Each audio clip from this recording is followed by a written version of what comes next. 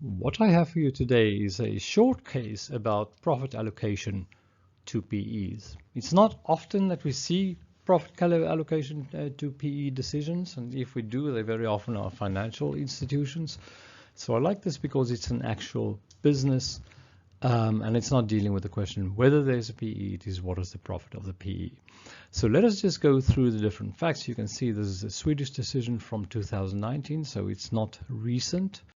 And what we're going to talk about is we're going to talk about wire harnesses. Yazaki Europe makes wire harnesses among other things. And wire harness is just a bundle of cords that you put into all these different kinds of meters and stuff. Here you can see their logo, and here there's a bit of a Wikipedia description of what a wire harness is, right? Commonly used in automobiles as well as construction machinery. Cable harnesses provide several advantages over loose wires and cables. For example, many aircraft, automobiles, and spacecraft contain many masses of wires which would stretch several kilometers. By binding these many wires and cables into a cable harness, the wires and cables can better be secured against adverse effects of vibration, abrasion, and moisture. By constricting the wires into non-flexing bundle, usage of space is optimized and the risk of a short is decreased because they don't rub that much, right? Since the installer has only one harness to install, installation time is decreased and the process can be easily standardized. Binding wires into a flame retardant sleeve also slows the risk of electric fire. So this is what Yazaki is making. And if we look at the facts, then you had the UK, it's a Japanese company, but you had a UK parent, and it had a branch in Sweden, and it has some other Yazaki related company or branch, I think, company in Germany. And the German and the UK companies, the UK company provided HQ services, and then the German and the UK company also had a design and development unit where they made these harnesses, right? And the Swedish PE was selling the services and harnesses to a few known customers, and it's been loss-making for several years, which is not a good idea if you want to avoid tax authorities' attention. A 10-second commercial. If you want to learn more about international taxation or transfer pricing, or treat yourself to an all-round update, or if you want your team to learn or stay updated, please visit my online courses.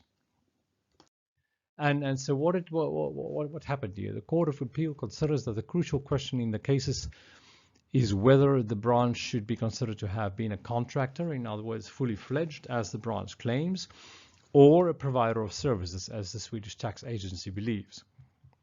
And then the court goes into the facts and says the branch states that it is the one that has handled a number of listed risks.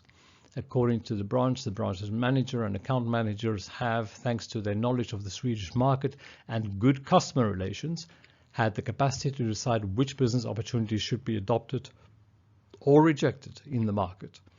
Outside the branch, this ability and competence has been lacking because they don't know the Swedish market, right? The branch further state that Yazaki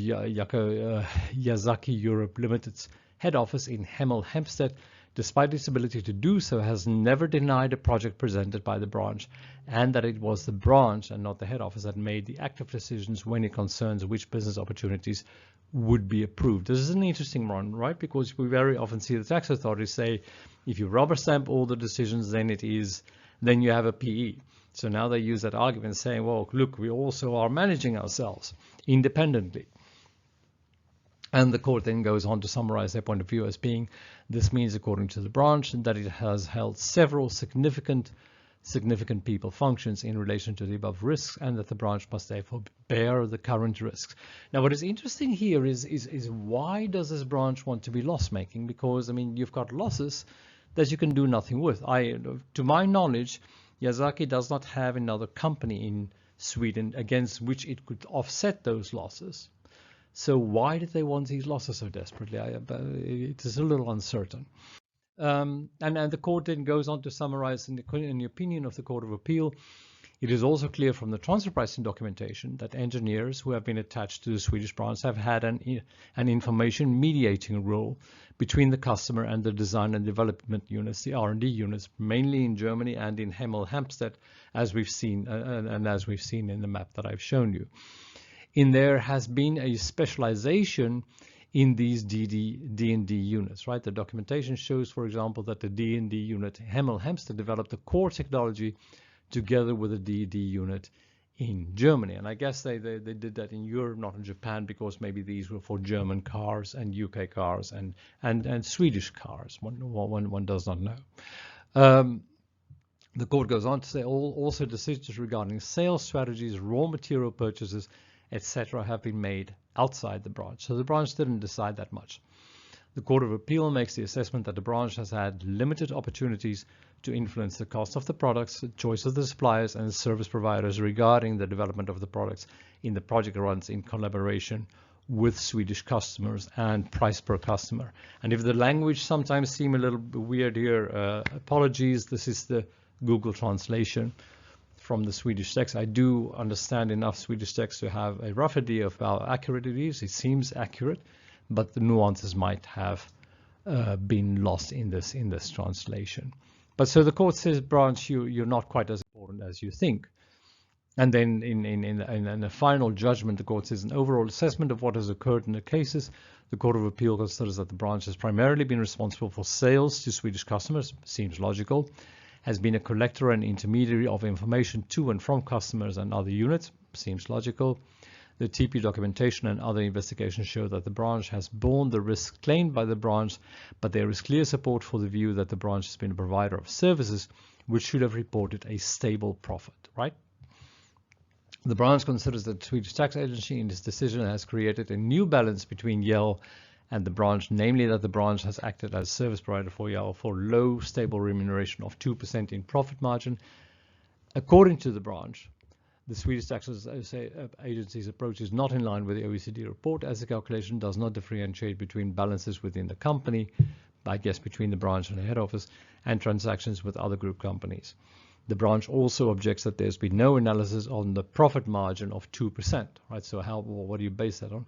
And the court says about this, it says, you know, the Court of Appeal notes that no alternative method for calculation of the result is available and assess against that background that there has been no reason to deviate from its general method used by the Swedish Tax Agency.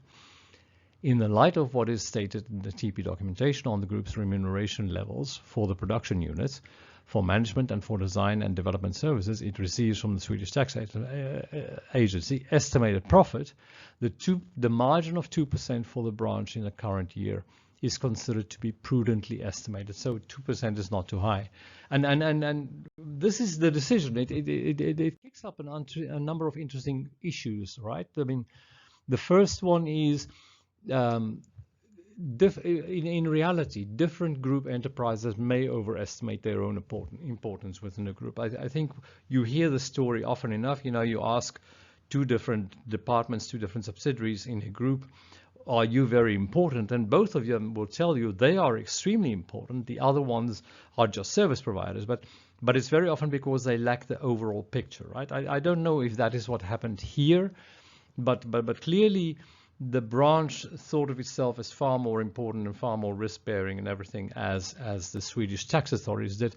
Having said that, you might also find that when companies are loss-making or their branches are loss-making, tax authorities have an incentive to argue that you are not fully fledged and therefore you should have been profit-making because you're just a low-risk service provider, right? So it also depends on facts and circumstances. But having read the case and the few facts that are provided in the decision, it's a 9-page decision. It does seem as though the Swedish authorities were reasonable in their estimate. And then the other interesting point is how were Yazaki's other offices doing? Because if you look at a map of Yazaki Europe Limited, we know it's a UK company, but you can see in the UK it has a Derby branch. Apparently, it seems to have offices in Amsterdam. You can see from the column on the left that it has a branch in Stuttgart and it has a branch or an office in Belgium, and you can see a couple of other dots, red dots on the map. And in Sweden it had a branch in Gothenburg, right? So if the Danish branch was, the Swedish branch was loss-making, how were the Belgium and the other branches doing? Were they loss-making too, or was the Swedish branch an exception? It'll be interesting to know that, right? Other questions would be, for instance, what method did the judge actually apply? Because we know it's 2%, but 2% over what? Was it cost plus 2%, which to me would seem extremely low?